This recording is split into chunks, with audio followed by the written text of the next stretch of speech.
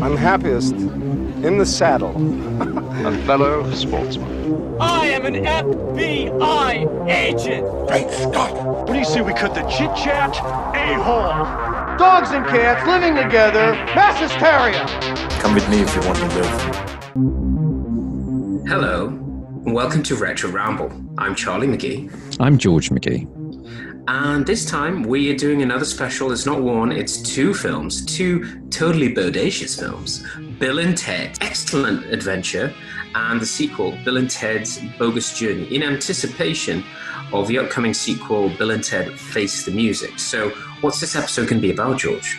Well, you know, it's going to be about time travel. It's going to be about personal hells. It's going to be about music, facing your fears, and just being excellent to each other. Saving the world, saving the babes, you name it. Babes, yeah. And a time travel film that Christopher Nolan would be happy with. So, it's just not as complicated. So we will be spanning 2 decades because the first film came out in 1989. The second one followed 1991. George and I were obviously at ripe ages when these came out. So we'll probably cover off the first memories and what it was like to go back first off. Then we'll doing the usual production chat of what made these films a possibility. We'll probably split those up, right, George? We'll probably do production. You would cover each film independently. Yes, Excellent Adventure has quite a considerable production background. Bogus Journey less so. It's more straightforward, being a sequel.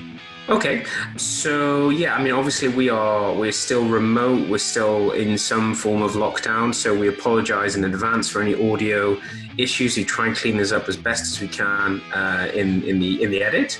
So yeah, I mean, anyone who's not listened before, I hope you enjoy the show. And here's a quick word from George on some general housekeeping. Thank you, Charlie. So Retro Ramble is a film podcast. Charlie and I are brothers, and this podcast is about us going back and rediscovering the films that we grew up with, the films that we loved, and just seeing, do they still hold up nowadays? What is their relevance today? What we liked about them, what made them, so unique, and we'll be going into them in detail, so there will be spoilers from the very off. Charlie and I will try and be funny and maybe throw in some bad impressions your way as well. And there may be some strong language, so we would advise listening when small people aren't around. In terms of being funny, that is not to be confused with comedic. We will be funny in a strange way. In a weird way. We'll be going back to tapping into the immaturity of the years we had when we watched these films the first time.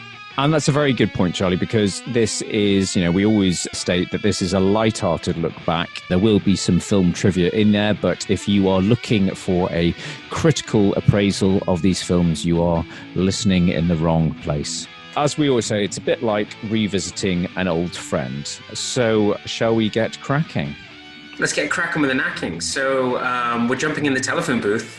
There's no need. We've got our own self-made time machine. We've got Rufus, and we're going to have to go and save the world with rock and roll. So here we go. It's Bill and Ted's, for simplicity, 1 and 2. Enjoy the show. Enjoy.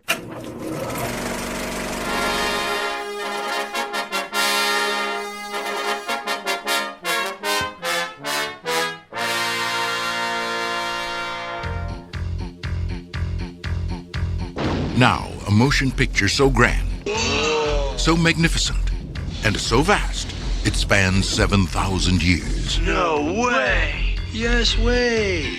But it starts with Bill. I'm Bill S. Preston! Who was Joan of Arc? And Ted. Noah's wife? We're in danger of flunking most heinously tomorrow. A force from the future. Can we go anywhere we want at any time? You can do anything you want. Is putting history at their fingertips. Let's reach out and touch someone. They're traveling through time. How's it going, Royal Ugly Dudes? Put them in the Iron Maiden. Excellent! Execute them. Bogus! How's it going, dude? And they're making a big impression. Historical babes. Now they're home. Everybody get together, remember who your buddy is. To trash the 20th century. We got a live one here. Keanu Reeves, Alex Winter, Napoleon, We're from history. Billy the Kid, Oh my God! Joan of Arc, Sigmund Freud, Tell me about your mother. You a musician? Beethoven, Genghis Khan! Abraham Lincoln, Party on, dudes! Socrates, George Carlin, We're history. If you guys are really us, what number are we thinking of? 69, dudes! Bill and Ted's Excellent! Excellent! Excellent Adventure. Party on, dude. So, George, how did we get these two beautiful movies? Well, before we get into the use, Sorry, I should say excellent movies. Excellent movies. Bodacious.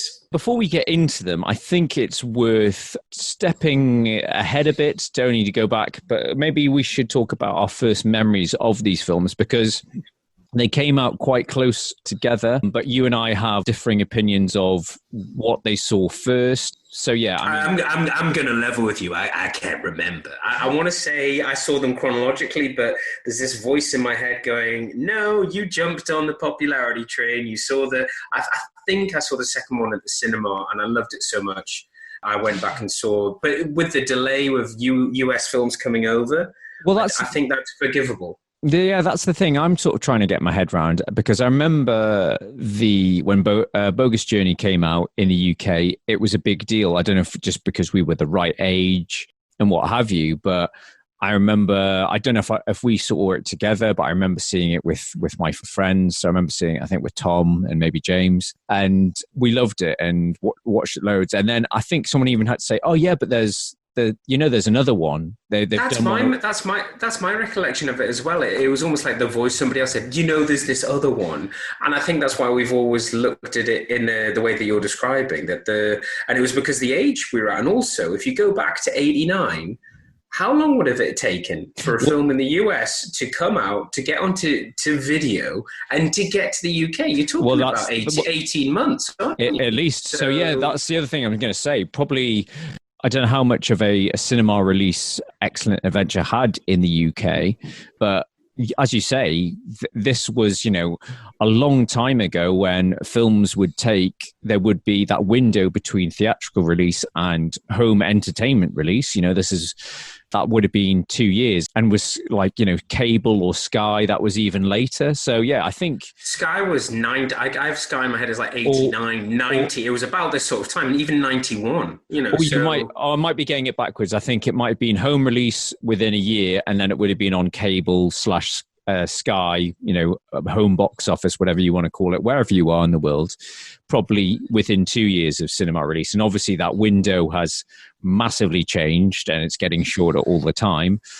But yeah, I don't think the first one in the UK definitely had that impact, but for some reason the second one did. And I remember loving Bogus Journey and discovering Excellent Adventure after the fact, after I'd seen Bogus Journey a lot more. And at that time, and I think we talked about this in our Turtles episode from a few months ago, it was, I don't know if it's that age you're at or the time we were in, but you will always have that opinion that the sequel's always better. Oh, it's always better to watch. Yeah. And also, like Turtles, this is a film that, for whether you call it, you attach it to a certain maturity that you haven't gone back to. I can't remember. I haven't watched this film in 20 years, either of these films in 20 years, and I thoroughly enjoyed going back to them. I know you've got a lot to say about the first one, but yeah, I think we're both on the same. I think that's probably got something to do with how they were released. So it wasn't our fault. I think it wasn't our fault. But yeah, I think we watched them backwards, but appreciate them.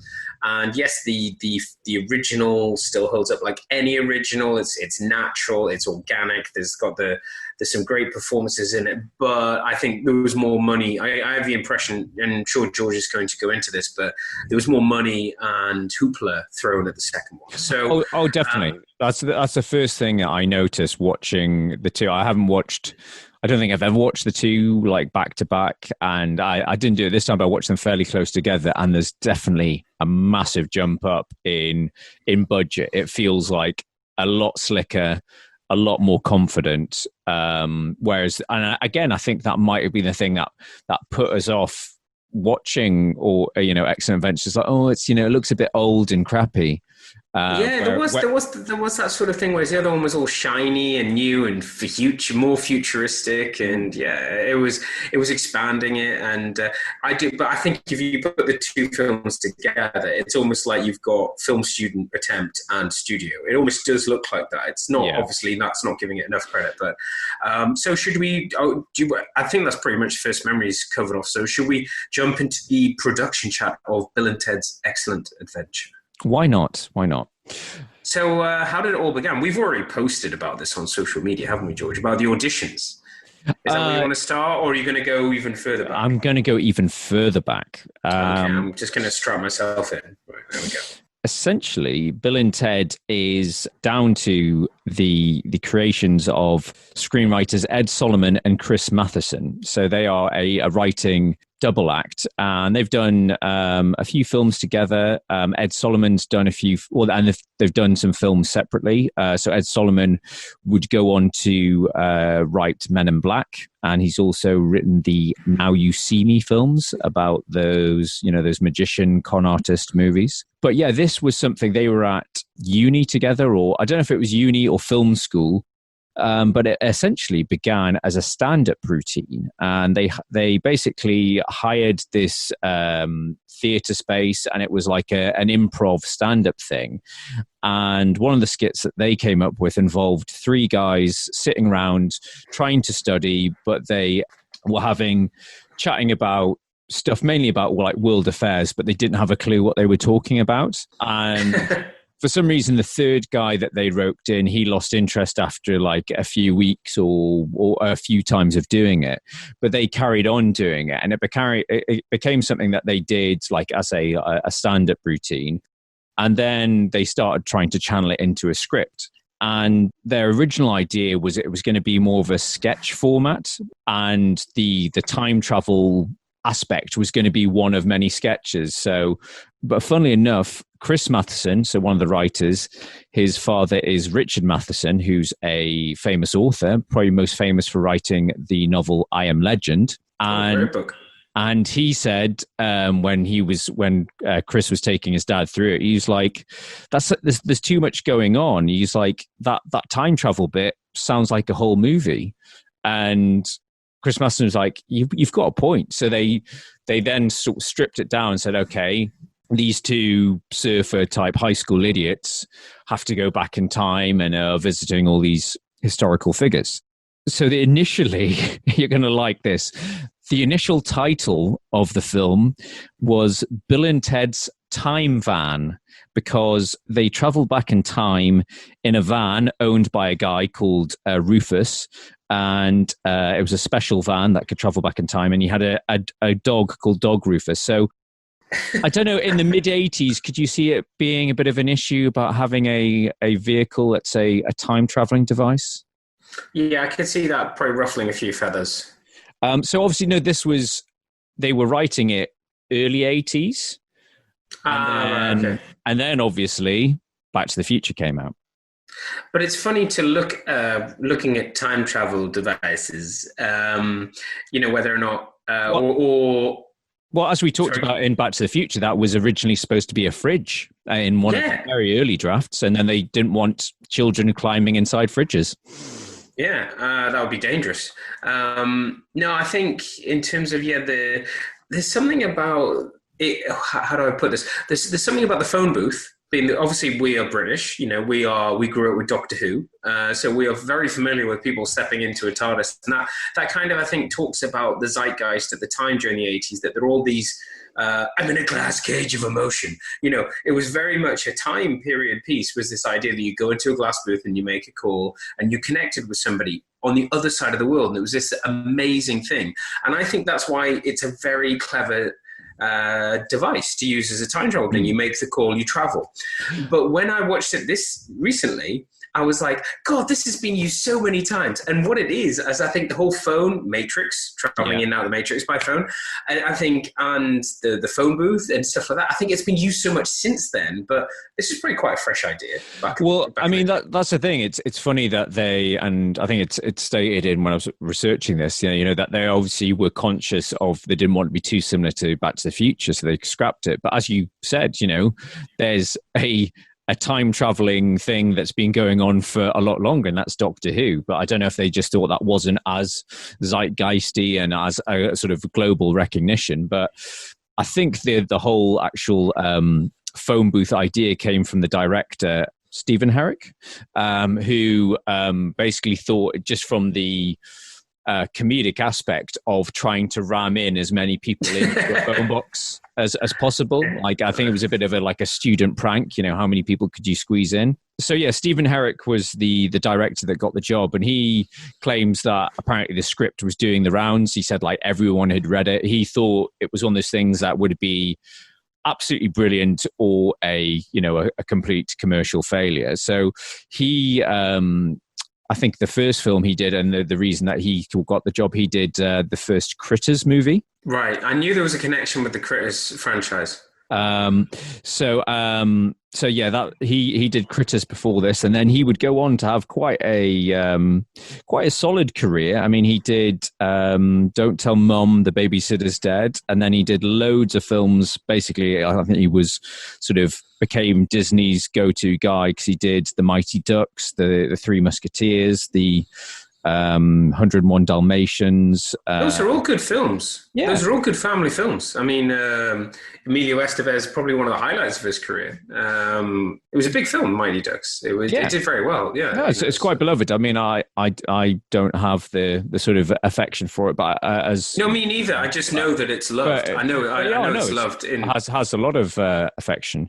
So, but the interesting thing was, so we're getting to the part you're talking about, casting. So, yeah, as we shared on our Facebook page the other week, they recently, I mean, very cannily to tie in with the release of the new one, as the footage has been released of the original auditions for Bill and Ted, showing the various actors that could have been Bill and Ted, and them auditioning with Keanu Reeves. So you see Keanu Reeves and Alex Winter together, but you also see them auditioning with other people.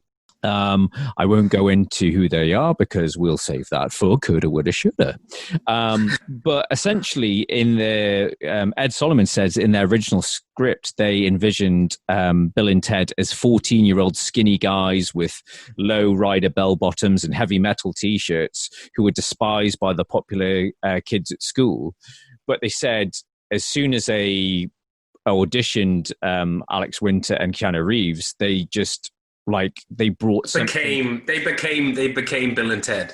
But they brought something to it, like something different. And he said, once you cast Alex and Keanu, they look like pretty cool guys, and it was hard to believe that they would be despised by anyone. And Let's make them stupid. Let's make them stupid. Well, I think they were always going to be stupid, but I think it was the fact that, that it never really touches on the fact that they are sort of outcasts at school. They just kind of, they're just stupid and they just get by with that sort of blind optimism. But it was an independent movie, so they had to save money where they could in terms of filming. So they filmed in Arizona instead of California. I was really intrigued watching Excellent Adventure to work out where in the world are we when they're doing the timepieces, because... Oh, there was some brilliant... it was like, where in California or where in Arizona, now that you've said that? Yeah, where in America are we trying to pretend it's France? Yeah, but no, that's the thing I was trying to work out. So apparently it was all filmed in and around... They had enough budget to film in Rome for 10 days. So they filmed the cast, basically most of the time travel bits. So the bits with they meet the princesses in England, that's in Italy. The fancy music room where Beethoven's playing, the square where they pick up Freud, definitely looks very European. And obviously the building that's supposed to be the Parthenon where they meet Socrates. Yeah, Socrates. I'm probably going to call him Socrates, so I may as well get it out of the way. I think we should just call him Socrates from now on, because I don't think he's that philosophical. I don't think he'd care. The fact that you're remembering him is enough. So speaking of the, there's obviously loads of historical figures in this, but in earlier drafts there was quite a few other historical figures that were in it that just didn't make the final cut. So that included George Washington, Babe Ruth, and Amelia Earhart, who was I think the first woman to fly across the continent. I think fly between America and England. But arguably, the most notable person that was excluded was Adolf Hitler. And they said that they had some really good jokes and some good ideas and funny jokes around the concept. But then they quickly realized maybe people might be put off by the leads having a good old time mucking about with Hitler. Hey, that's good crazy. But I suppose, you look at, I still haven't seen it, but there's Jojo Rabbit that kind of does that. But yeah, it is that I think that would be quite offensive. But too soon. Yeah, but is it too soon? It's too soon. But it's unsurprising to hear that they channeled a lot of those jokes into what became Napoleon as well. So yeah. Him being a little dictator. But let's also not forget they did spend a lot of time with the lovable Genghis Khan, who was responsible for butchering millions of people as well in real life. And who Genghis, I get the feeling that the actor who played him is almost more famous than Genghis Khan. Is that Al Young? It's our man Al Young from Die Hard and Big Trouble and Lethal Weapon, and many other films. But we'll get to him. We'll talk about we'll talk about Crazy Genghis Khan later on. I'm just getting to the end of production chat, so don't worry. This is the bit I found really interesting, and I think it ties into. It gives us a bit of reasoning to our first memories. So. Filming was completed in 1987, but the film's original financiers, the De Laurentiis Group, went bankrupt, and the film was in danger of just being dumped onto cable television. But another production company came in called Nelson Entertainment, and they bought the rights, and then along with Orion, who have been responsible for a lot of classic 80s films like RoboCop, they distributed it. But they didn't distribute it until 1989. So essentially, it was kind of sat on the shelf for 2 years.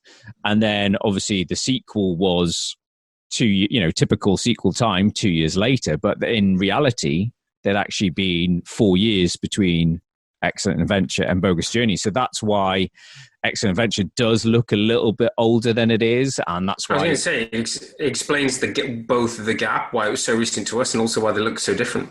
Exactly. It would go on to be Orion's highest-grossing picture that year in 1989, so earned $40 million off a $10 million budget. Excellent. So yes, that is the main bulk of the production chat. But yeah, should we get into sort of what are your thoughts on when you sort of revisited Excellent Adventure? No, thoroughly enjoyed it. As I say, I've made a few notes on both films, but not as much as I would normally. And I think part of the reason of that is that these films have a special place in my heart. I don't know why. I guess we were a target audience. We were tapped in. So going back and watching this film, it is very much the full nostalgia trip. It's not. I remember watching this when I was a student, and I knew how the world worked. This was still very much when I didn't know how the world worked, So it was an introduction to a lot of things, and it's like, yeah, there's this. To put things into perspective, I didn't know who Socrates was. No, I was just going to say the same thing. When I watched this film the first time around, I then went on to study philosophy for my A levels, and so yeah, I've spent hours poring over Socrates' work and his lesser student Plato. I think that's how you pronounce it. But so I mean that gives you an eye into where we were when we first watched this. So yeah, going back to it, yes, it looks dated, but it's just. I think what I think the two, we'll get onto this when we talk about Bogus Journey, but they don't change the characters. They've got their, and it's a very interesting concept to talk about. I've written down, it's almost like imagine Homer Simpson and his buddy when they were teenagers. It's that sort of lovable, fluffy, there's so much comedy to go around. I think of Joey from Friends, yes, it's the comedy device, but it's done really well. And just to finish off, I can't remember which film this was in, where the director was going, no, more Labrador, because they were like saying they're like puppies, and they are kind of like that. And being shown the film through these two protagonists, and obviously with a backdrop of rock and roll and, Van Halen, whatever. And that was very, trendy music of the time. It's so relatable. It's so easy to follow these characters. And because you feel smarter than them, it's more funny for some reason. And I think that's it. Like going back, watching these films, and it's really apt in the current climate that we find ourselves in. It's the fact that they are so stupid, but it's that blind optimism. And it's the fact that, as you say, they don't really learn anything. Obviously they learn enough to pass their history test and what have you, but the characters don't really develop. They still have that sort of, we're the greatest band ever, but they suck. But they have a believable friendship. It's a really touching friendship. That the fact that, you can see Bill is the sort of the cynical one, and Ted, Keanu Reeves is just the blind optimist of like, hey, everything's great. And it's funny that Alex Winter says that he thinks that was the reason why they kind of got the roles, because they brought a certain sincerity to the characters where everyone else that was auditioning for it was trying to just was lampooning, and a bit as you say, that Joey Tribbiani that was just playing the clown, and there wasn't any sort of genuine character underneath it. And he said, that him and Keanu Reeves were both from theatre backgrounds, and they were trying to marry that clownish type theatricality with a sincere take. And they would, whereas they, Reeves and Winter were generally trying to get into Bill and Ted's very, very heads, very light heads. And it really does shine through that, they are, they're not malicious people. They're just trying to get the job done. And it's their stupidity that's kind of slowing them down. Yeah, and almost what they bring to the world has got them into the position that they're in, but they have to get out of it. Sorry to dive back into production chat, but what's Alex Winter been doing since? Because I remember when we did Lost Boys, was that just last Halloween? It seems like a long time ago. It was just long time ago, yeah. Pre-COVID, last 2019, when the world was anyway. And I remember thinking, seeing him in The Lost Boys, and just thinking, oh God, yeah, he's got such a thing about him, so charismatic, but very physical. He's a very physical actor, and both of them, I think.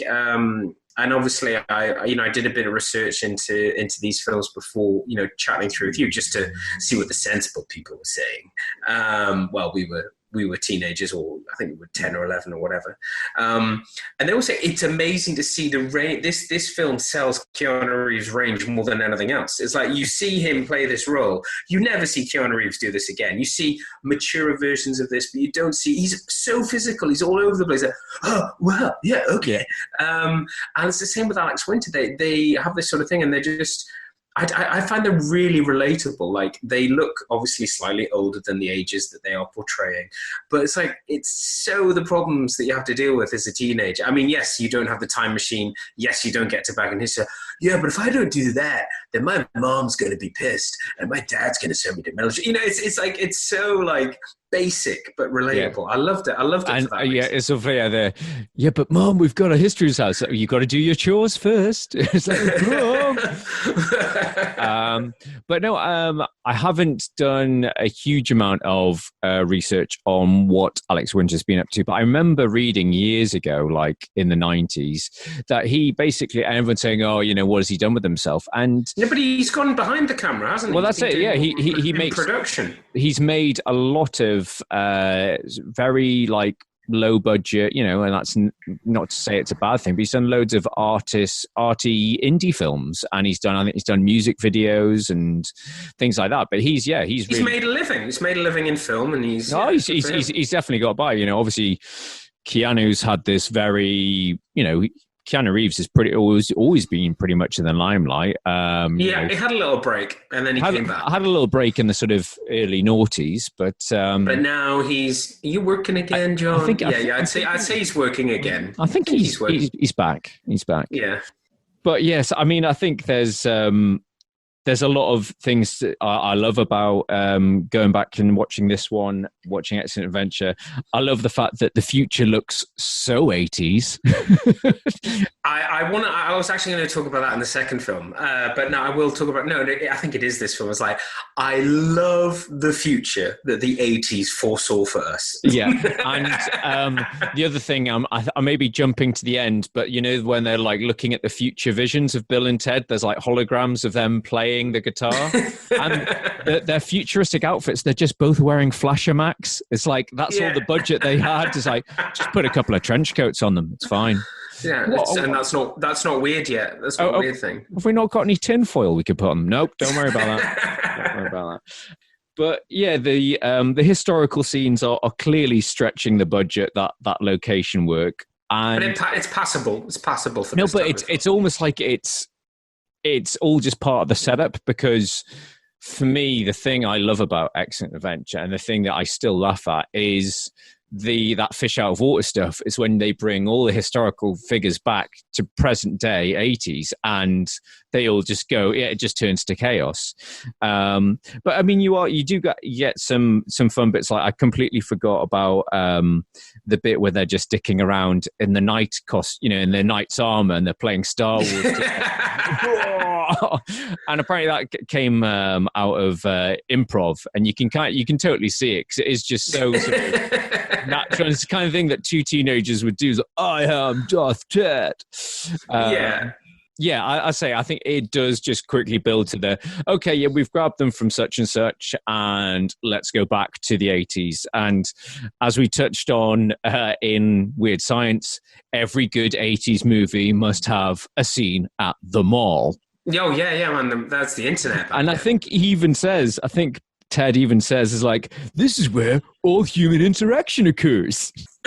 There's so much of it. I think, for me, what I love is and it's not really touched on, because there's a few things you can always pick apart at a time travel thing. So, it wouldn't be possible for Marty McFly to go back and do this, and it wouldn't be that. And in Bill and Ted's, they do this great joke, and they do it in both films, like, yeah, but what we have to do is, at the end of this, we have to use the time travel, and we go back and we give ourselves that, and it just becomes this brilliant device how they break out of the prison and they use it in the second film as well. And it's just like, it is the one thing about time travel that it's like the paradox. They use the paradox to their advantage, don't they? But it's a comedy thing, and it's the way that you got these two, as I say, these two puppies. It's saying, hey, why don't we just, when we've done all this, okay, so we have to remember.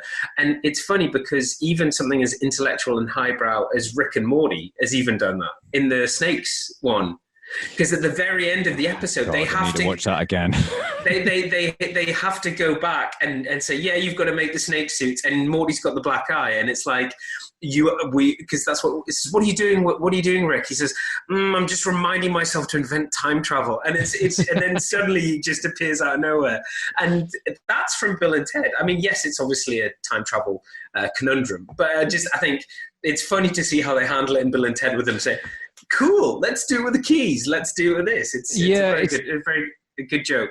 It's an odd one, though, because they kind of no time travel film, or I think we could tie ourselves in knots trying to say a time travel film that doesn't contradict itself, or the rules are flawed. But in this one, there's all of that, but then they say, Rufus says the thing at the start that they've got to get all these people, but whilst they're going back in time, the clock's still running.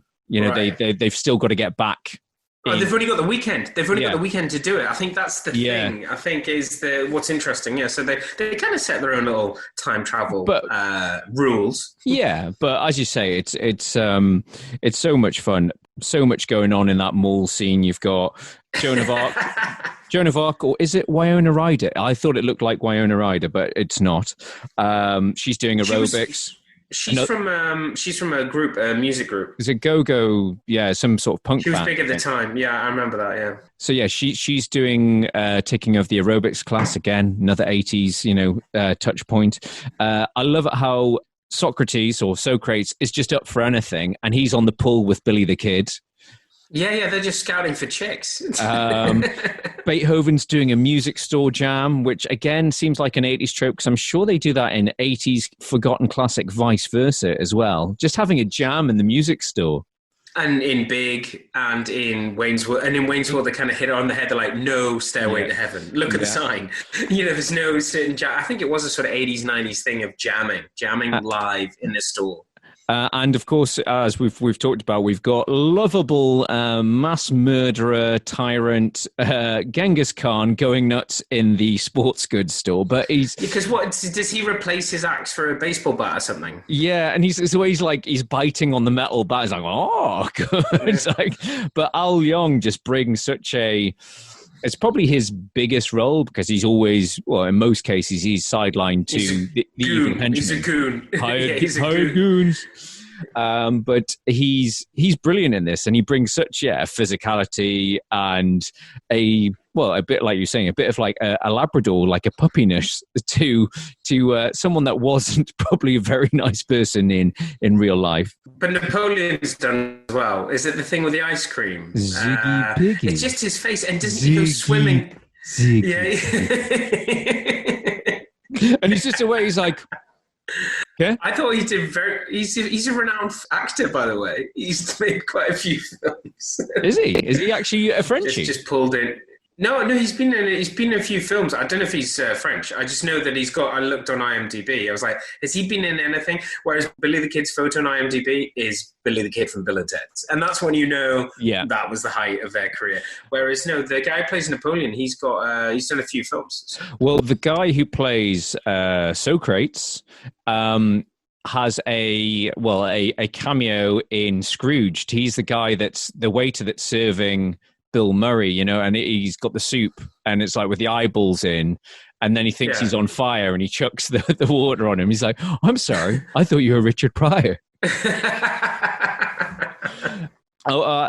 talked about like the fact that the time travel paradoxes and them having to break into the police station. I don't know about you, but I got proper sort of echoes of the Matrix when you've got Keanu Reeves like hiding around desks, like shimmying around. It's like, no. Move to the left, run as fast as you can to the office at the end of the hall. No, I was expecting him. That says a lot about his back catalogue. But yeah, I love Ted's dad, because he features quite predominantly in both. He's done some great character work over the years as well. He's great in this film. Yes. What's the whole business with his Bill's mum, Missy? What's going on? So she was at school with him. I think she's only a few years. The joke is, so she's only a few years older than them. Yes. And she's now. So yeah, Bill's dad's remarried, and I think she must be, let's say, she's in her mid-20s, and they're obviously like 70. Hey, Missy, I mean, Mom. And the joke I get from that is that it's a girl that he used to fancy who's now his mum. No, but it's also the thing that she's like been with everyone as well. So when she like turns up at the high school presentation at the end, and she's going to the history teacher like, oh, hey, how's it going? And he's like, all right. The high school teacher, Bernie Casey, also known as Felix Schleiter from Never Say Never Again, but he's been in like another like classic character actor. He was also in I'm Gonna Get You, Sucker. You can't say it, you've got to see it. But yeah, that's the getting to the big high school presentation, which watching it back, I thought this is quite a big deal for like your end of year presentation, having it in the auditorium and what have you. In front of the entire school. In front of the entire school seems a little bit dramatic licensing, but it wasn't always the way, because apparently they did film the original ending was Bill and Ted with all the characters just presenting in their classroom. The one that they're in at the start. Right. That would have been a bit small scale. And they just said, even as they were filming it, it just felt flat. And then the film ended with them going to prom, and they're in these... Oh, is this the tuxes with the shorts? Yeah, so it was one of our... Which you and I are now obviously going to use as our standard wardrobe for weddings. Oh, obviously, yeah. So the tuxes with shorts. So, yeah, there's photos online, and one of our listeners, Trevor Alonso, who's one of our... Long-time listener, and one of our followers on Facebook, he very kindly sent us a bunch of pictures that shows them of that. Like, so there is footage of that has resurfaced. I don't know if there's actual film footage or just the stills. But yeah, they completely reshot that ending with the auditorium. But again, I think that's got some of the funniest bits. You've got the high school jock, and I think I still use the line of, everything's getting smaller, but larger. It's computers. And he's like, San Jimmy's football rules. Such a jock presentation. I think in terms of just to go back 1 second on that, I've definitely seen the photo of them in the tuxes with the shorts. I didn't know about the extra footage. I didn't know where it originated. I just thought, well, there's Bill and Ted wearing shorts and a tux. I actually just didn't think twice about it. Just made, was that in a film? Well, I mean, sure, maybe that's just that's what they do. Yeah, that's what they do. But the thing I love about the very ending, when Rufus turns up with the princesses, and it's basically Rufus, future pimp. Sort of like, here are your new wives. And time pimp. Yeah, time pimp. But he's like, here are your new girlfriends. I've introduced them to capitalism, and I've already got them in debt. It's sort of like, Rufus showed us credit cards. It's just sort of like... Zeitgeist. Buy shit. Just keep consuming, keep buying. It's a shame that he won't be in the new one, because obviously George Carlin passed away. Was that late 90s, early noughties he died? It wasn't that long ago. No, not long ago. I'd say early noughties, maybe 10 years ago, maybe a bit longer. I haven't checked, to be honest, but I do like his comedy. Obviously, very progressive, very preachy, you could say, but in a funny way. I actually like. He was a bit Bill Hicksy, wasn't he? He was a bit like. Very much so. But I mean, he'd go off it. But I mean, he was basically trying to wake. It was very much, people talk about being woke. He was very much trying to awaken people, but I just love his observational humor. He would do a sketch on about how, when you go, about how we take shit with us everywhere, like when we go on holiday, and then if we have to go somewhere when we're on holiday, we take even smaller bag. Yeah, he was brilliant, and an activist, and did so much. And but I remember reading that he was actually quite sheepish and professional on Bill and Ted. Bill and Ted expected him to be cracking jokes, and when he was acting, he was a very different type of character. Yeah, no, apparently they were kind of expecting him to, just to do loads of improv, and he was, a real, as you say, a real professional and stuck to the script. But apparently he was cast really late in the day. Like they'd done most of the filming, and they still had cast the character of Rufus. But first of all, I would need to get into some sort of like segment where we talk about alternative casting. Well, are we ready to do that on the first film? Yeah, sure, why not? Okay, we're doing it big. So this is time for Coulda Woulda Shoulda. Your scientists were so preoccupied with whether or not they could, they didn't stop to think if they should. So Coulda Woulda Shoulda is when George enlightens us on actors, directors, musicians, hairdressers that were considered for the film but did not get the job. So, George, I'm not sure if I've ever done hairdressers before, but maybe I need to do more. I just want to throw that in. I just don't think people from the barbering profession, get enough. They're saying that John Peters, who produced Batman and Wild Wild West, started off as Barbra Streisand's hairdresser. There you go. It's all connected. Anyway, Coulda Woulda Shoulda. Yeah, I'd say we shared on our Facebook page, and it's probably been doing the rounds on film Twitter, of the original auditions for Bill and Ted. So included in that, and I don't think they turn up in the actual audition footage, but apparently both Sean Penn and River Phoenix were auditioned for the role of Bill. The people that are on the tape, Pauly Shore. Oh no, Pauly Shore and a guy called Josh Richman, who I don't really know. They auditioned for the role of Ted, and I say you can see footage of Pauly Shore auditioning with both Alex Winter and Keanu Reeves in this footage. But yeah, it was the interesting one. Apparently, everyone who's everyone was considered for the role of Rufus, and they were and ahhing. They were like apparently they were reaching out during filming, and they were trying to say, "Oh, should we try and get a big musician to tie in with the whole music thing?" So apparently, Ringo Starr and Eddie Van Halen were considered. Charlie Sheen, apparently his name came up, which seems random. Quite understandably, apparently Sean Connery was on the list as well. Can you imagine Sean in this? Well, yeah, because around this sort of time, you're probably not far off. Well, it's Untouchables. Oh, yes, of course, yeah. Highlander and Untouchables. Oscar winner Sean Connery. How are we going to explain his Scottish accent? And oh shit, we can't afford him. I imagine he probably said no. He probably said no to this rather than being busy. Are there many golf courses in Arizona? What's the work schedule like? Would I be allowed to go out and play 9 holes, for example? A quick 9 holes. So yeah, that is Coulda Woulda Shoulda for Bill and Ted. I haven't really got anything for Bogus Journey. But speaking of Bogus Journey, is there anything else you want to say about Excellent Adventure? I'm ready to hit the second film, and we'll do our additional features when we've covered both films. Right at the end, because we'll be talking about Facing the Music. So.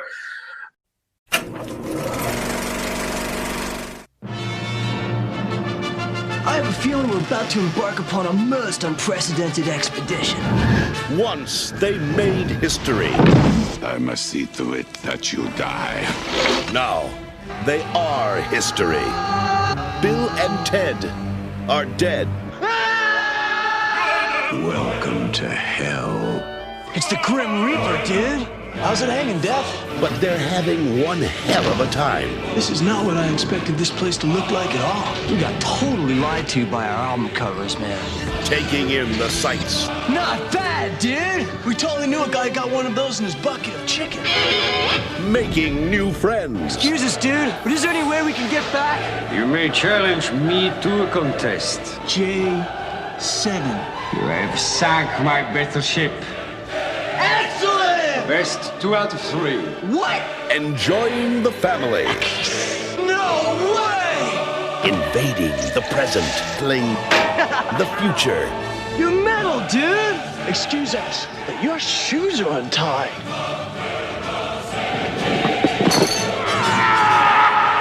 Can't believe we just melded death! And meeting their maker. Guy, congratulations on Earth! Not to mention your other great planets. Mars, Jupiter, Uranus. It's the comeback of all time. Best of 7? Damn right! Ah, dude! Left hand red. Ah! Yeah! Bill and Ted's Bogus Journey.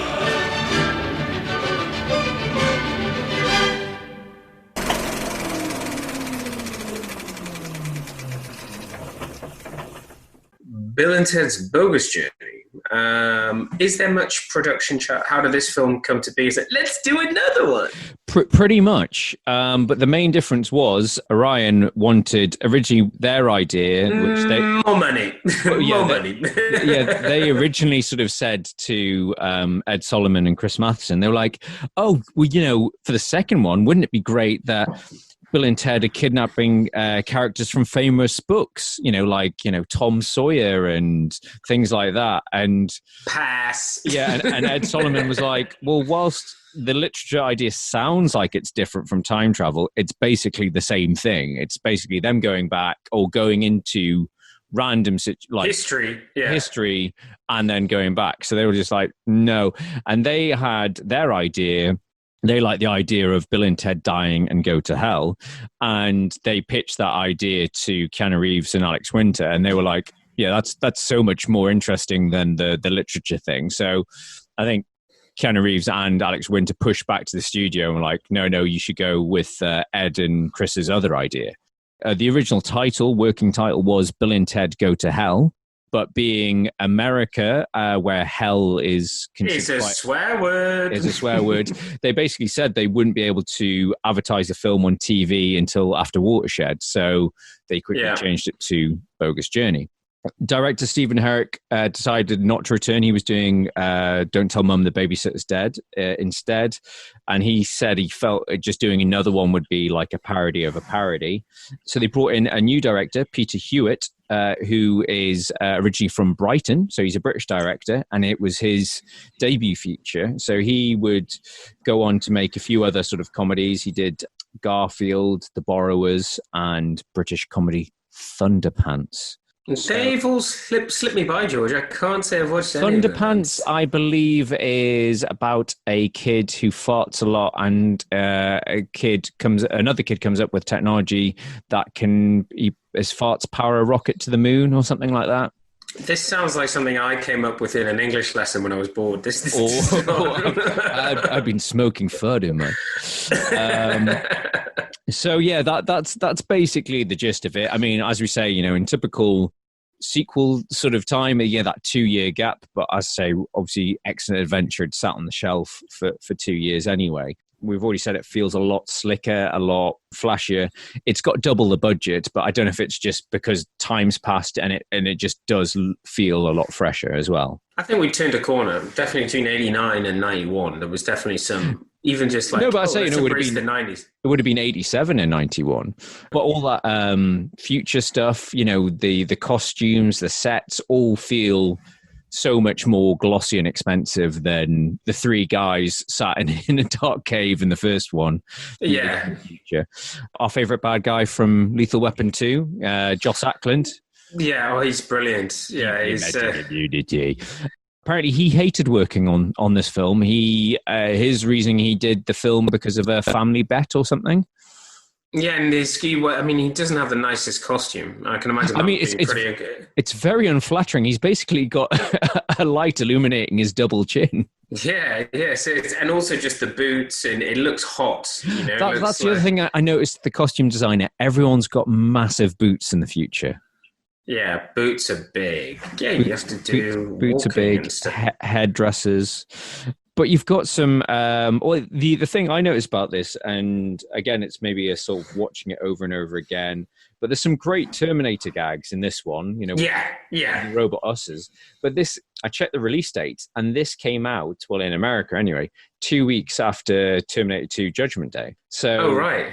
That all of that channeled was, maybe it's taking inspiration from the first Terminator, but it's brilliant at how on point it is, in terms of their cyborgs, the glasses. There's loads of little nods to Terminator, and when they're talking with the different voices in the phone box and stuff. Yeah.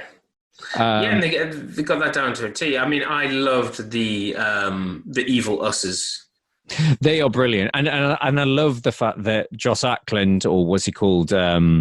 Denomalos, he gets just more and more frustrated with them. It's like, even though he created them, he's like, I hate them so much. I hate them more than the original ones. It's like, it's so much great. I think they was it the same script writers as the first one? So it's the same guys, like through and through. I don't know. I think the jokes aren't as I don't know. It just feels like maybe they're just in the groove in the second one. It's like, what, you have to do it faster. It's like, I'm trying evil Ted.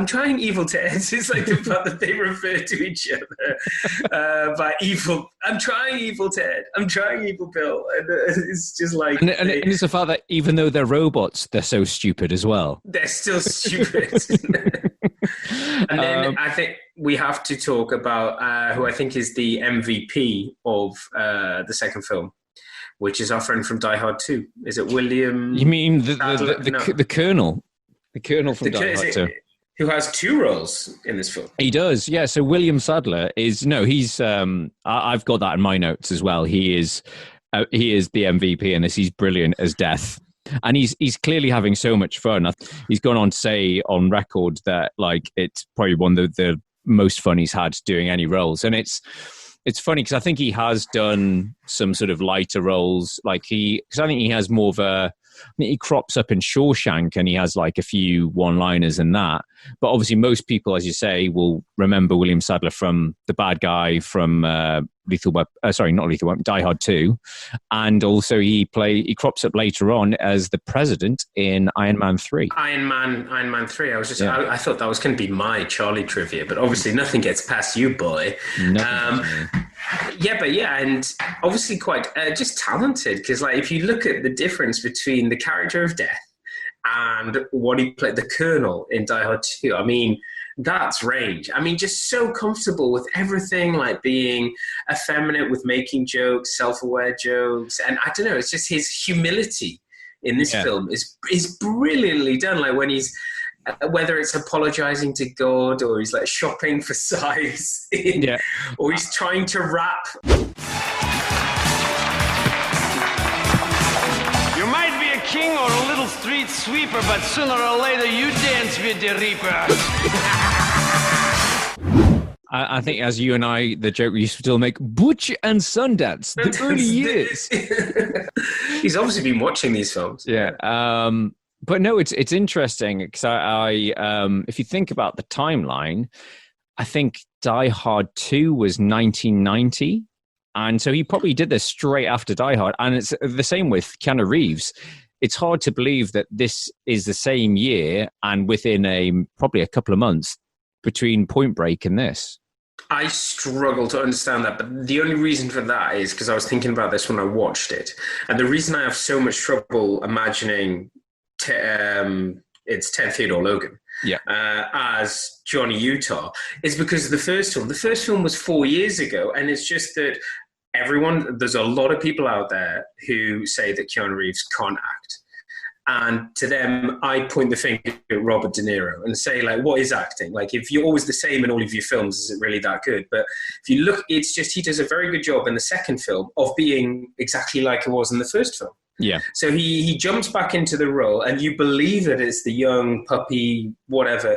But it is, I mean, that actually, sorry people, it's more evidence Keanu Reeves can actually do the job of acting. Like, what is a good actor? Normally comes down to how much the audience likes him, how popular he is. And that's, I would argue, why big actors go on to make loads and loads of films. It's not because they're necessarily good at portraying a role. They're good at inhabiting a role, and people like them for it. You heard it here first, people. Keanu Reeves, better actor than Robert De Niro. I would say that I'm just messing with you. I would actually say that Keanu Reeves has taken on a wider range of roles in his career than Robert De Niro. I would say I don't know if he's done it better, but he's taken on much more different roles. Well, no, that's it. If you think about Keanu Reeves, and yes, he gets a lot of shit, and I have given him shit. But he's tried to stretch himself. He's done. He did, whilst it is probably one of his most lampooned things, he did Dracula, with Coppola, and, working with one of the biggest directors of all time, or definitely at that time. He did Shakespeare with Kenneth Branagh for Much Ado About Nothing. So he has tried to do other stuff apart from either surfer shtick or action hero. He has tried to stretch his real, and it's funny, you kind of hinted at it earlier on in the chat, is that he's so good at comedy, but he's done, he's now so renowned for the silent assassin, the man of few words, John Wick. You forget how funny he can be. And that's why watching, I'm probably getting ahead of myself here, but watching these two films, it's got me so excited for going to watch Face the Music, because I want to see funny Keanu again. Yeah, just like, because if you look at the comedy, the lines of comedy that he's had in his Syrians type films, or the way that they've played on the Keanu factor, like in The Matrix, for example, you can say, whoa, and I know Kung Fu. They still go back to that sort of like, let's make a joke out of, like how he's just, the relatable kind. But yeah, I'd say these days he's found out what he should be doing. He's gone back to, have you watched, is it Street Dogs? That was I would say the beginning of his renaissance. He's a bad guy. Was kind of like not protagonist, antagonist. Anti-hero? He's great in that. Yeah, he's great in that. And this was just before, I think this was a year or two before John Wick, the first one. And I think he made a few other. I mean, he's made a few turkeys in his career, and he would admit to that. But I remember watching that, going, "Whoa!" And I think he's an alcoholic, and recovering from accidentally killing someone or something like that. And like, there's a lot of depth to his character. So, but no, just like Robert De Niro, who I like to compare him to, he's gone back to roles that people like him doing. Just keep doing the same stuff, please. Yeah, definitely. I am gonna convince you on this, George. I am. They're both good actors. But so we were talking about, before we went on a side tangent, we were talking about death. But one of the people that, again, it's a small role, but I love so much, and I know you will, is Colonel Oates from Alaskan Military School. Brilliant. There's room for all of you. I mean, that guy's so, like, again, I don't know the guy's name off the top of my head, but again, he's cropped up in so many films, and he's usually a bad guy, isn't he? Yeah. He just has that gravelly voice and that just sort of like bureaucratic sort of, but he's brilliant in it. And how are we going to get out of this? There's that very much thing where they're like, it's all about this. That's brought from the first film, the whole military school. How are we going to get out of this, Ted? Yeah. Well, talking about again, you touched on the first one, to Ted's dad, the police chief. He's I forgot how good is the possession scene. Okay, dudes. I mean, fellow policemen. My son, Ted Theodore Logan, and his friend, Bill S. Preston, Esquire, have been murdered and replaced by evil robots from the future. You totally did it, dude. I totally possessed my dad.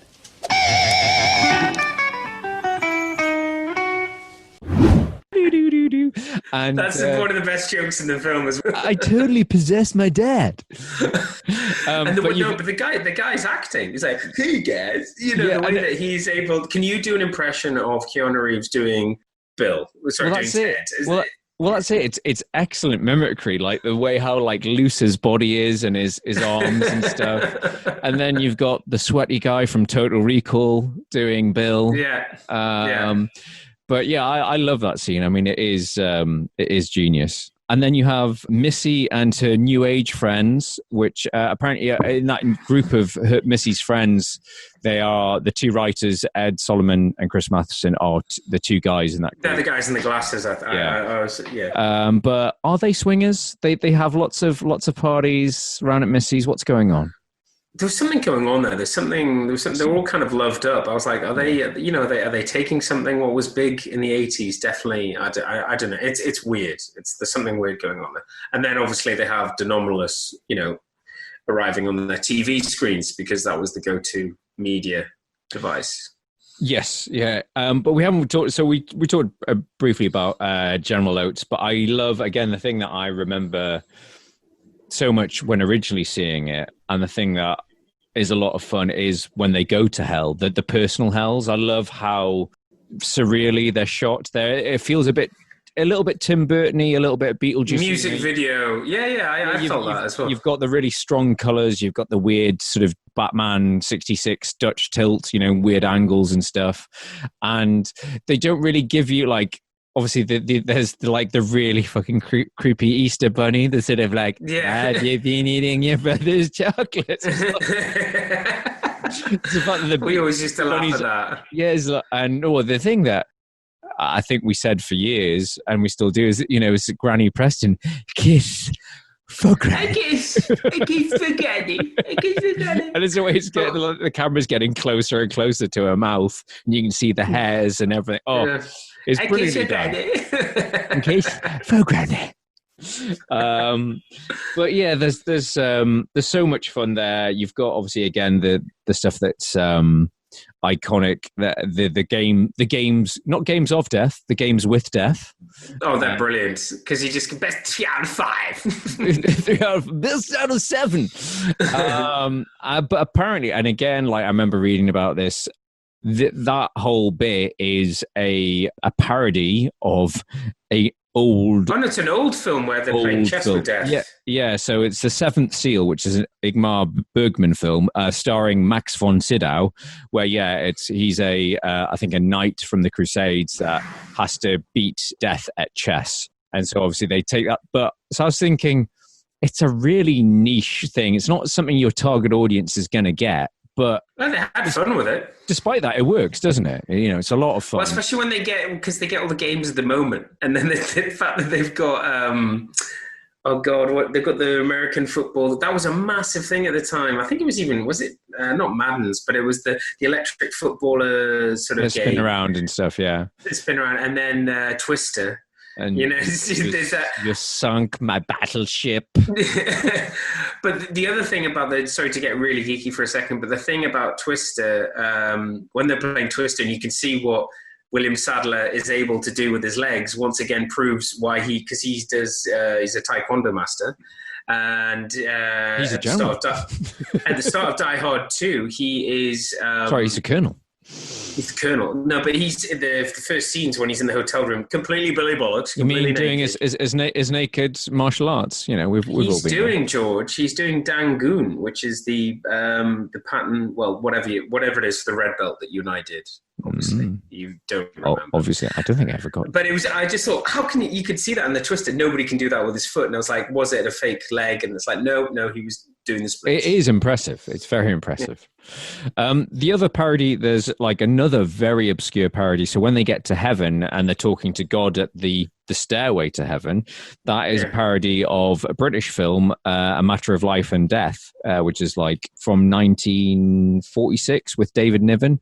Again, I haven't seen either. Like I definitely had The Seventh Seal on my Sky Plus box for a few years, saying, "Oh yeah, it's supposed to be a classic film. I'll definitely have to take it." No, still haven't seen it. Never going to watch it. Never going to watch it. But I do. I love the color schemes in this film. I mean, I love the fact that when they're dead, they're just like wearing the grey clothes, and it's basically grey makeup. They're lost all color. I love the color of heaven's all purpley and lilac-y. White, ultraviolet. And then there's all this stuff. And for me, I don't know about you, but I find the ending a bit of an anticlimax. You get the station guys, which I don't find it's a bit weird. It's not particularly funny. Apparently the whole point that station came about was due to a typo. When Ed Solomon and Chris Matheson were drunk, they deleted a chunk of the script, and they were like, it was supposed to say like interior police station, and all that was left was station as a bit of dialogue, and so they were just going station to each other like really drunk, and that evolved into a character. But for me, the whole like, it's a little bit of a repetition of the ending of the first one. Obviously, the big high school. Well, it's Battle of the Bands, but the confrontation with the robots, the good robot usses versus the bad robot usses, the time travel paradox, it just feels, I don't know, for me, I just felt like it starts so strong, like a good 2/3, but that last 10, 15 minutes just falls a bit flat. I don't know. What do you think? Well, also, I thought on today's... in today's world, you'd be expecting more in terms of the whole time travel thing going on. It's like that. Yes, that they do, because it's I don't know. It just seems kind of broken. I think on one hand, it shows that they don't.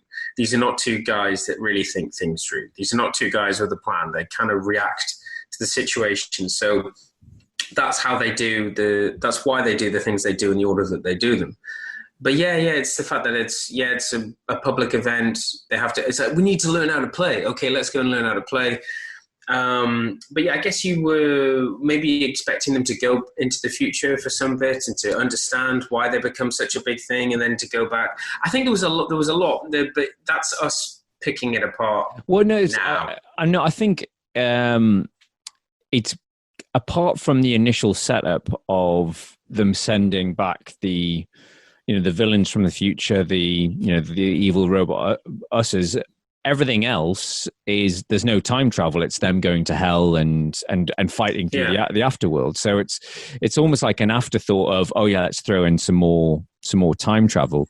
But apparently, again, there was a lot that was left on the cutting room floor. So there was a comic book adaptation that came out around the time of release, and that includes, a bit like, you and I used to read a lot of film novelizations, and they would usually be based on earlier scripts. So there was quite a few scenes in the ending. So apparently and I think they were shot as well, but the evil robot ussers had this canisters inside of them that they bring out, and it basically manifests their Bill and Ted's personal fears. So basically the guys from hell, so General Oates, the Easter Bunny, and Granny, appear in the real world to stop them from getting into the Battle of the Bands. And there was a whole sort of action scene around that. I would have liked to have seen Granny and the Easter Bunny being big bad guys. More of all of them, really. And then apparently... And obviously General Oates as well. Obviously General Oates. And then apparently evil Bill and Ted kill Bill and Ted again, but because they've beaten death so many times, he owes them extra lives. So they're brought back to life. So it sounds like there was a lot of cool stuff in there, but apparently when they tested, they simplified. Yeah, they just thought it was too much. It was confusing people. But yeah, obviously, which is funny because I think in today's world, people. I think the reason why you're making this point is that you'd expect more now. You'd expect, because there's time travel, you'd expect maybe a double bluff. There's a bit of that with the whole "I've got the key, we made the cage" sort of thing, but there's kind of, it's a joke and it's fast. But you'd maybe expect a bit another, like, how can I summarize this? In today's third act, there's typically more going on. I would argue there's normally more, rather than it just coming. It's almost, maybe it's because we've got to the stage where things can't be predictable. That they have to be different. Therefore, films are more complicated. There's more going on. Or the stuff that's on the, as you're saying, that's on the cutting room floor in the second film probably would be forced in or padded out into a third film. Yeah, it just feels like there's so much world building in the first two acts. With, you've got heaven, you've got hell, you've got all these great things going on. You've got this great humor throughout it. You've got these, and then it ends up Battle of the Bands. yeah, you've got this obscure parody of films nobody's the key audience hasn't seen. But yeah, then it just sort of like, oh yeah, we've turned up, we've got our own robots, they're defeated very quickly, and then obviously the Denomalus or whatever he's called turns up, and you've got a little bit of a standoff of sorts. Yeah, and I think that was part of a reshoot, so that's why it's feels kind of rushed. I don't know. But I think it does have, to tie this into, I think they have taken things, because they turn up, they have to go and learn to play, and then they turn up with their sons, and I think, I'm assuming that this is what's going to be in Face the Music, is that the story is going to pick up, it's on the kids, isn't it? Well, it's your kids, Marty. It's your kids. No, thank you for that. Was going to be my next point, because at the end of Bogus Journey, they go into the future and for a year, and they come back and they've learned how to play. They've grown lots of facial hair, and they have what we think are sons, because they're introduced as Little Bill and Little Ted. However, in the new Bill and Ted film, Bill and Ted Face the Music, they have daughters. And apparently that gender change is down, like the Ed Solomon was interviewed about it, and he just said, at the time, we just assumed, like everyone else did, that they would have boys. But as we got older and as the culture changed, we changed, and they did loads of, obviously they've had, 20 years of drafts and scripts for this new Bill and Ted. And they said they did originally start them out as having sons, and they just said that every draft we tried to write just fell flat. And they realized that the first two films were very male centric, and they didn't like that feeling anymore. Obviously culture's moved along a lot. So they said that we felt that weakness in the first two movies we could overcome in the movie. So they've obviously flipped it. And I think it's Billy and Thea instead of Bill and Ted. So, well, we may as well, start talking about the new one now. But from what do you know? Because I know very little. I know that they were quite. The only thing I know about the new film, which I think fills me with some confidence, is that they were, and I got the feeling it was the creators and Keanu Reeves and Alex Winter were very particular, because, as you said, they had a lot of drafts, they've had a lot of options, and this isn't they've actually been thinking about it for a while. Yeah, I think they've been planning to do it for years, and I suppose it's a bit like Train Spotting 2. They felt like there was no point doing another. I don't think there was really any plans to do an immediate sequel, because the way that Bogus Journey ends with them creating this sort of bringing the world to peace through their music. But they felt that there was a story to tell with them growing up, and then maybe you haven't fulfilled your destiny or something like that. So, yeah, I think it's been definitely in the works for the past 10 years or something. And Keanu Reeves and Alex Winter have been very adamant that if they're going to do it, it's the creation of Ed Solomon and Chris Matheson, that they have to be the writers. They weren't going to let anyone else do it. They weren't going to let them reboot it. I don't know the exact ins and outs of who owns what intellectual property, but I mean, obviously we can talk about the spin-offs now. But yeah, in terms of obviously it's had a really weird, because of COVID, it's had a really weird release schedule. So in America, it's been released on video on demand. So most of our American listeners have probably seen it already.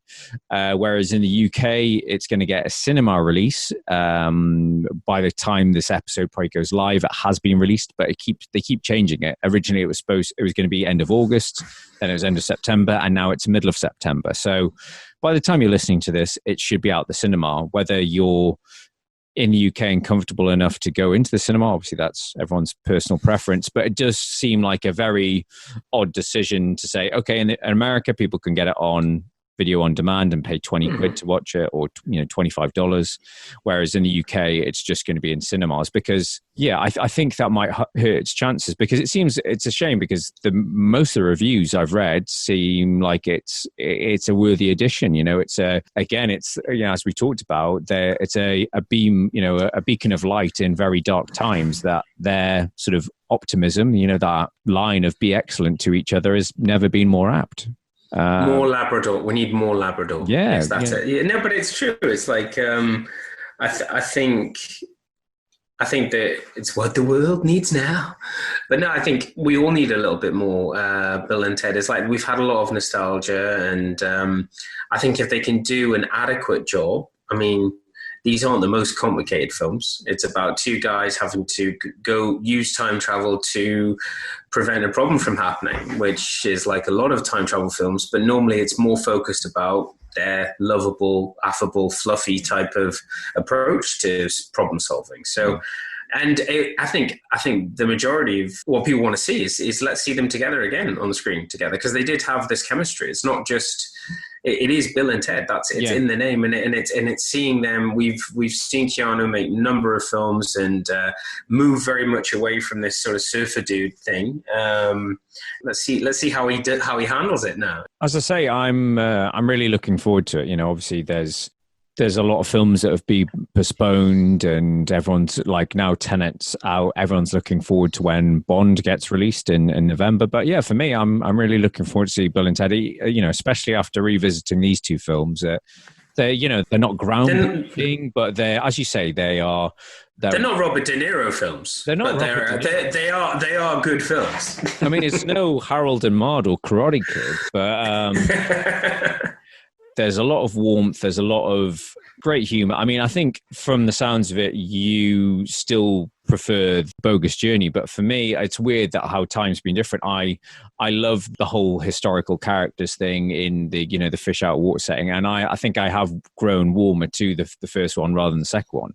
Even though there's a lot in Bogus Journey that I like, and it's probably a better made movie in terms of the look and feel of it.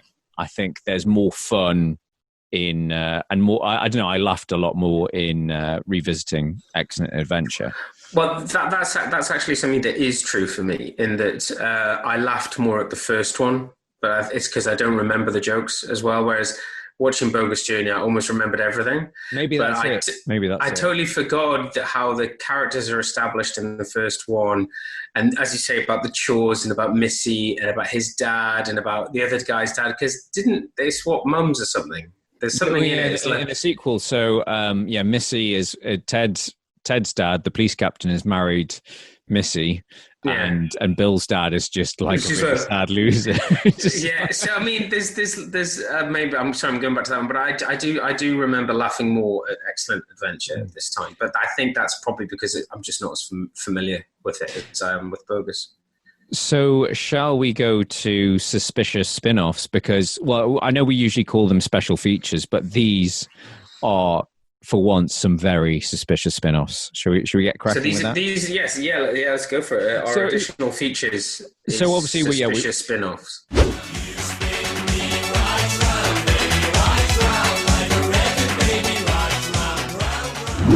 So we've talked about the belated sequel, Face of Music, which Charlie and I have yet to see, but we are looking forward to. However, I vaguely remember this, it seemed like every film in the 80s, early 90s had an animated spin-offs. And some of them were really from inappropriate films. So there was a RoboCop animated series, a Rambo animated series, Beetlejuice. So Bill and Ted got an animated series. There was actually 2 series, but the really interesting thing was that the first series, which was by Hanna-Barbera, which ran for 13 episodes, actually featured the voices of Keanu Reeves, Alex Winter, and George Carlin. So it had, in all the other ones that I'm sure you vaguely remember. The real Ghostbusters, or they always had sort of like voice impersonators, like do a Bill Give Murray. me a Bill Murray. do a Jim Carrey, for the Ace Ventura cartoon. But and the mask cartoon. Yeah, there was Ace Ventura. I think it was the same guy did the voice. I think it was the same guy who did Raphael in the Turtles cartoon. Did Jim Carrey in both The Mask and the Ace Ventura animated shows. But anyway, that's another thing. That shows how big animated shows were of successful movies. But then the ownership changed. Then Fox Kids took over the animated series for a second season. I don't know why, for whatever reason, Keanu Reeves, Alex Winter, George Carlin did not return. And I think it's because Fox, the guys who are running it, DIC Entertainment, at the same time we're doing a live action TV series with different actors. So Christopher Kennedy and Evan Richards. So the guys, they did a live action series and an animated series, and the guys who were in the live action took over the voices.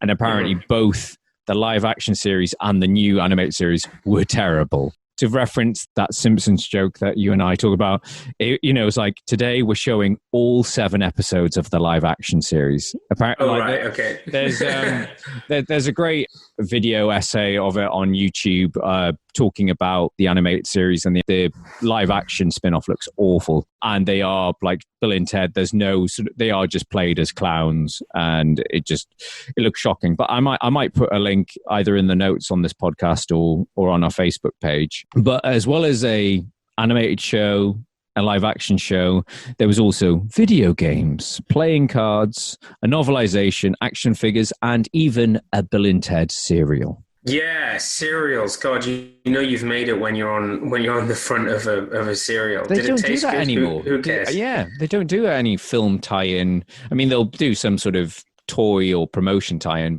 I think it's looked down a bit on now. I think in terms of, if you've got a brand, for example, like The Simpsons or Star Wars, you'd expect there to be an unlimited amount of paraphernalia, memorabilia, whatever you want, merchandising until the end of time. But other stuff that's been and gone, where you think that they're like, I give you an example of one, where's my Alien cereal? But not just that, but when you like see key rings and like just useless, so like Little Britain went nuts in the UK, that comedy show, and they had it. They went and they were like, we've only got a few years of this. Let's merchandise the shit out of this. And I think that's kind of why you don't see as many cereal conversions from films. Speaking of which, I did see and had to have a conversation with my daughter recently when she's like, Daddy, can we get the frozen cereal? I was like, no, absolutely not. It's full of... Not jumping on that, no. Full you of can have sugar. the dress. Full of you sugar. can have the dress, but you're not eating the... Draw the line at frozen shapes. Excellent! Well, yeah, so I don't know when I'm going to see this new film, but yeah, I think the reviews I've heard is that it's mainly positive. I don't think it's amazing, but I think it's a solid, as Empire would say, a 3-star movie, which is a recommendation. Yeah, I'd say I'm sort of cautiously optimistic. Okay, well, that was our special on. Unless you've got anything else you want to add, George? No, I'm done. I'll see you later. Okay, bye. So that was our special on Bill and Ted's both Excellent Adventure and Bogus Journey. And next time, do we have any idea what we're going to be back with yet, George? Or Do you want to just touch base? So where are we? Well, we will be getting close to Halloween. Can we? No, we shouldn't tell them yet. We should have a look. I think apparently they're cancelling Halloween in the US. Well, that's it. And I think we sort of need to apologise to our listeners. And I think we did say this at the end of our last episodes. We're a bit scattershot with what films we're doing, because obviously we had a lot of films planned, and we would ideally, with some films, we want to record when we're together in the same room. And as Charlie and I live in different cities, different countries, that is just an impossibility at the moment. So we are changing things up slightly, but we're trying to keep things retro. We're trying to keep it fairly topical. And we've got hundreds of films in our back catalogue. I know that speaking to our friends at Paramount, that Coming to America is still definitely in line for Christmas. Yes. So I think we're definitely going to. That's probably going to follow. That's going to be around the sort of Christmas time, I would imagine, because that's a big film for us. Yes, as far as we know, that is still going ahead, and yes, we will do Coming to America, the original one. And more importantly, even with everything that's going on, George and I do hope to be able to record that together, but the same room, and cover properly and have good audio for you, and maybe proper long episode. That's probably the soonest that we'll be able to guarantee that, but hopefully it'll be sooner. Yeah. So thank you for listening. I've been Charlie McGhee. I've been George McGhee. And we will catch up with you next time. Thanks a lot. Bye-bye. Thank you. Bye-bye.